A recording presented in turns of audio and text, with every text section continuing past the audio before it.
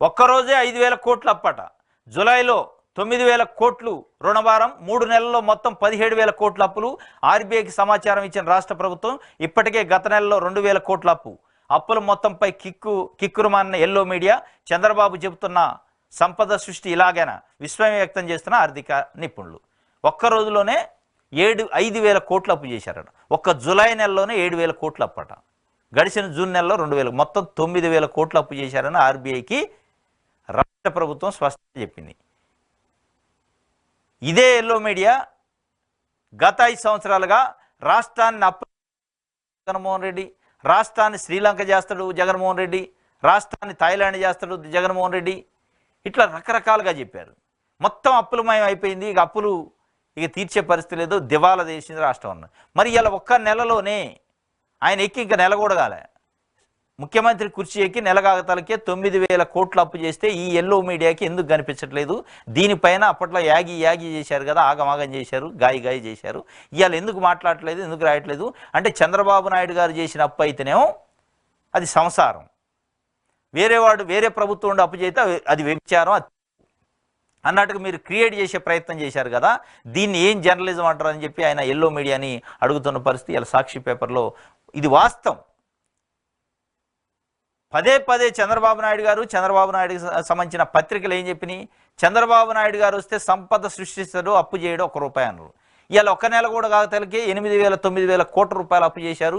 ఇదేనా సంపద సృష్టి అంటే? దీన్నేనా సంపద సృష్టి అంటారు? ఇది సృష్టించడం అంటారా, కూల్చడం అంటారా, అప్పులు చేయడం అంటారా? మీ సంపద సృష్టి అంటే ఏంది ఆ ఫార్ములా అసలు? కాబట్టి ఒక్క నెలలోనే 9,000 కోట్లు అప్పులు చేశారంటే దాదాపు ఒక సంవత్సరంలో 12 తొమ్మిదిలు 7,200 కోట్ల రూపాయలు అప్పు చేయాల్సిన పరిస్థితి ఒక సంవత్సరంలో వస్తుంది. ఇక అసలు 7,000 అయితే, 10,000 అయితే, 15,000 అయితే, 30,000 అయితే చెప్పలేము. ఎక్కడ కూడా సంపద సృష్టించబోగా అప్పులు చేస్తుండ్రు. మరి ఈ అప్పుల పైన యాగి చేయట్లేదు ఎల్లో మీడియా, ఏది కనపట్లే. చాలా అద్భుతాలు జరుగుతున్నట్టు రాస్తున్నారు. మొత్తం రాష్ట్రంలో ఉన్న 5 కోట్ల మంది సంపన్నులు అయిపోతున్నట్టు. ఇక 5 కోట్ల మందికి ఎక్కడ తినడానికి తిండి, కట్టుకోవడానికి బట్ట, ఉండటానికి ఇల్లు, చూసుకోవడానికి వైద్యం, ఎక్కడ లోటు లేదు, ఏ సమస్యలు ఉండనట్టు. ఇక అల్లావుద్దీన్ అద్భుత దీపం చంద్రబాబు నాయుడు చేతిలో ఉన్నట్టు.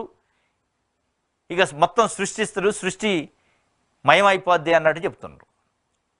ఇది కనపట్టలే. ఈ 5,000 కోట్లు, 7,000 కోట్లు, 9,000 కోట్ల అప్పులు ఎక్కడ కనపట్టలే.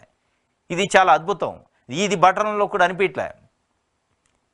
పదే గడిచిన 5 సంవత్సరాల్లో జగన్మోహన్ రెడ్డి గారు 2,67,000 కోట్ల రూపాయల పేదల అకౌంట్లు వేసినప్పుడు ఇదే ఎల్లో మీడియా రాష్ట్రాన్ని అప్పులమయం చేసిండు, బటన్లు నొక్కుతుండు, ఈ పనికిరామ స్కీమ్లా అన్నారు. ఇవాళ చంద్రబాబు నాయుడు గారు చేస్తుంది ఏంది? 3,000 ఉన్న పెన్షన్ 4,000 చేసి 7,000 రూపాయలు బటన్లు నొక్కలేదా? మరి ఆ బటన్లు నొక్కుండా ఏమంటాడు? దీన్ని సంపద సృష్టించమంటారా?